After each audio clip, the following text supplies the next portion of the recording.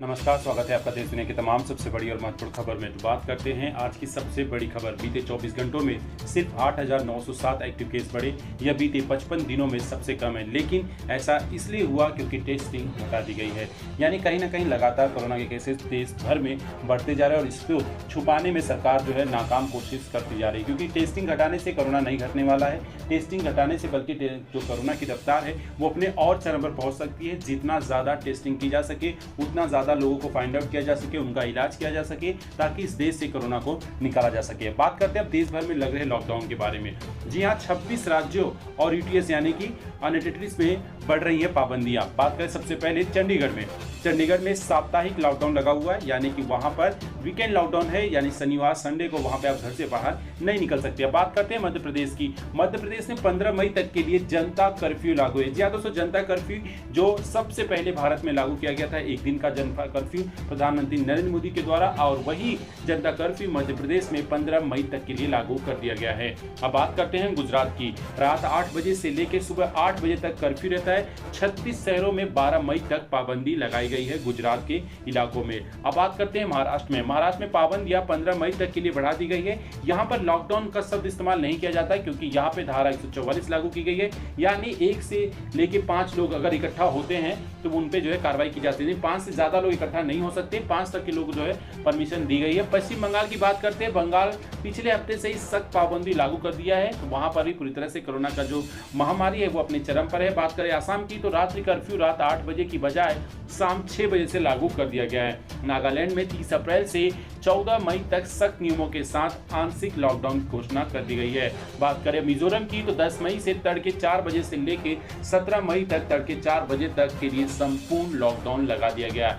देश भर में कोरोना से लगातार मौतें बढ़ती जा रही हैं और सरकार नाकाम साबित हो रही है। अलग अलग लेख में प्रधानमंत्री नरेंद्र मोदी से इस्तीफे की बात की जा रही है, चाहे वो सोशल मीडिया प्लेटफॉर्म हो, चाहे विदेशी मीडिया, और सबका मानना है कि देश के प्रधानमंत्री नरेंद्र मोदी कोरोना से लड़ने में पूरी तरह से विफल हैं। तो दूसरी तरफ विपक्ष का कहना है कि सरकार को जितने भी गरीब तबके के लोग हैं उनके खाते में 6,000 रुपए की आर्थिक मदद तुरंत डालनी चाहिए, क्योंकि देश भर में लॉकडाउन लग चुका है, अलग अलग राज्यों में ही सही, लेकिन पूरी तरह से देखा जाए तो देश भर में लॉकडाउन लगा हुआ है। डिस्ट्रिक्ट टू डिस्ट्रिक्ट जाने पर भी आपको जो है आपातकालीन जो है आपको लेटर लिखवाना होगा, या डिजास्टर मैनेजमेंट से एक लेटर लेना होगा, तभी जाके आप जो है एक डिस्ट्रिक्ट से दूसरे डिस्ट्रिक्ट में जा सकते हैं। दिल्ली में भी लॉकडाउन को बढ़ा दिया गया, जिसकी वजह से अब देश भर में जो है कोरोना का जो खौफ है और बढ़ चुका है। बात करें केंद्र का जवाब लीक होने पर सुप्रीम कोर्ट नाराज। जी हाँ दोस्तों, केंद्र सरकार पर इस समय सबसे ज्यादा फटकार करो लगा रहा है वो है सुप्रीम कोर्ट। जी हाँ, सुप्रीम कोर्ट से जो ऊपर कोई नहीं, क्योंकि सुप्रीम कोर्ट सर्वोपरि है और सुप्रीम कोर्ट का मानना है केंद्र सरकार अपनी आंखें मूंद रही है इस कोरोना महामारी में। जनता को जरूरत है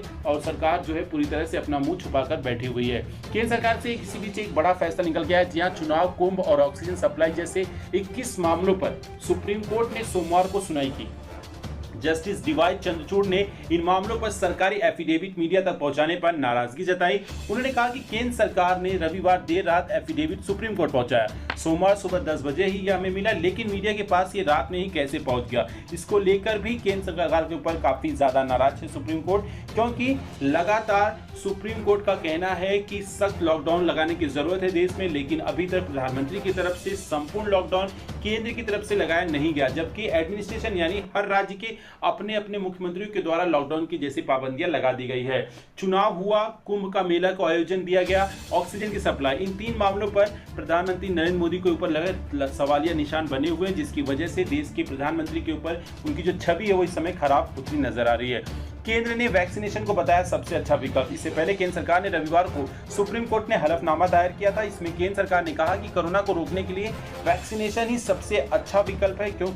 इससे पहले बात करें, 8 मई को जस्टिस डीवाई चंद्रचूड़ की अध्यक्षता वाली बेंच ने 12 सदस्यीय टास्क फोर्स बनाई। इसमें 10 देश के जाने माने डॉक्टर और सरकार के सेक्रेटरी लेवल के 2 अधिकारी शामिल है। सुप्रीम कोर्ट ने टास्क फोर्स से दवाइयों, ऑक्सीजन की सप्लाई की जरूरी उपायों पर सुझाव मांगे। इसमें शामिल 12 सदस्यों को ऑक्सीजन सप्लाई करने का वैज्ञानिक और व्यवहारिक फॉर्मूला भी तैयार करने के लिए कहा गया। तो आप इस बारे में क्या सोचते हैं कि प्रधानमंत्री नरेंद्र मोदी के बारे में, क्या वाकई में उनकी विफलताओं की वजह से आज देश में इस हालात है या फिर कुछ और? अपनी राय कमेंट करके जरूर दीजिएगा।